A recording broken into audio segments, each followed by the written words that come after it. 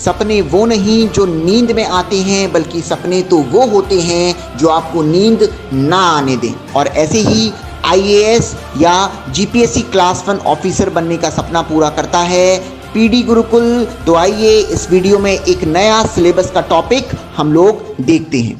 तो union government की अगर हम बात करें, केंद्र सरकार की अगर हम बात करें, तो 52 से लेकर 151 तक हम लोग पढ़ेंगे। और अभी हम लोग समझते हैं कॉन्सेप्ट ऑफ गवर्नमेंट। सरकार क्या होती है, गवर्नमेंट किसको बोलते हैं।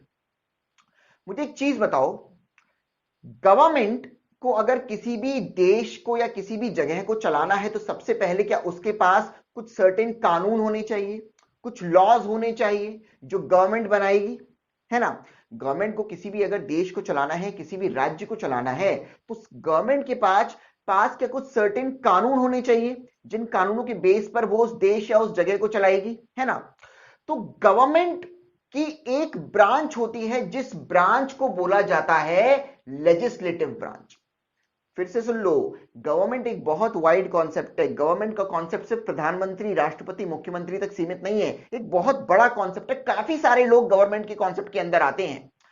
सरकार की एक वो ब्रांच जिसका काम होता है सिर्फ कानून बनाना, उस ब्रांच को बोलते हैं लेजिस्लेटिव ब्रांच। उस ब्रांच को क्या बोलते हैं भाई, लेजिस्लेटिव ब्रांच। क्लियर हुआ। अब कानून बनाने के बाद क्या सरकार को उन कानूनों को उस जगह पर लागू भी करना है। कानून बन गया, एक बार बना दिया, उसके बाद उन कानूनों को लागू भी करना है क्या गवर्नमेंट को, बिल्कुल करना है। और गवर्नमेंट की वो ब्रांच जो कानूनों को इंप्लीमेंट करती है, लागू करती है, उसको बोलते हैं एग्जीक्यूटिव ब्रांच। गवर्नमेंट की वो ब्रांच जो कानूनों को इंप्लीमेंट करती है, लागू करती है, उसको बोलते हैं एग्जीक्यूटिव ब्रांच। अभी मोटे मोटे तौर पर आपको गवर्नमेंट का कॉन्सेप्ट मैं समझा रहा हूं। मैंने बात करी कि सरकार का कॉन्सेप्ट यानी कि गवर्नमेंट का कॉन्सेप्ट एक बहुत बड़ा कॉन्सेप्ट है और गवर्नमेंट के अंदर अलग अलग ब्रांचेस होती हैं। सबसे पहले सरकार को अगर किसी भी जगह को चलाना है तो उसको सर्टेन कानून चाहिए, सर्टेन लॉज चाहिए। वो कानून कौन बनाता है, लेजिस्लेटिव ब्रांच। उन कानूनों को बाद में इंप्लीमेंट किया जाता है किसके द्वारा, सरकार की एग्जीक्यूटिव ब्रांच के द्वारा। यहां तक लेजिस्लेटिव और एग्जीक्यूटिव ये दो वर्ड का मतलब समझ में आया। लेजिस्लेटिव ब्रांच जो कानून बनाएगी, एग्जीक्यूटिव ब्रांच जो कानूनों को इंप्लीमेंट करेगी। यहां तक क्लियर हो गया।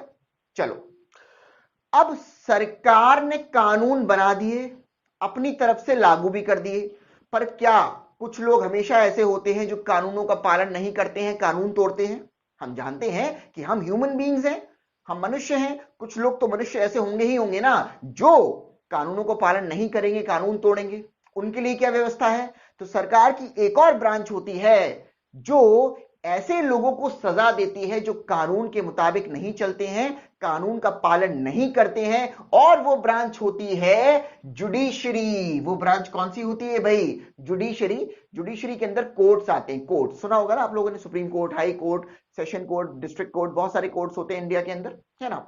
तो सरकार की वो ब्रांच जो उन लोगों को सजा देती है जो कानूनों का पालन नहीं करते हैं, ऐसी ब्रांच को बोला जाता है जुडिशरी। ऐसी ब्रांच को क्या बोला जाता है भाई, जुडिशरी। तो हम लोग फिर से एक बार गवर्नमेंट के कॉन्सेप्ट को अच्छी तरह से देखते हैं।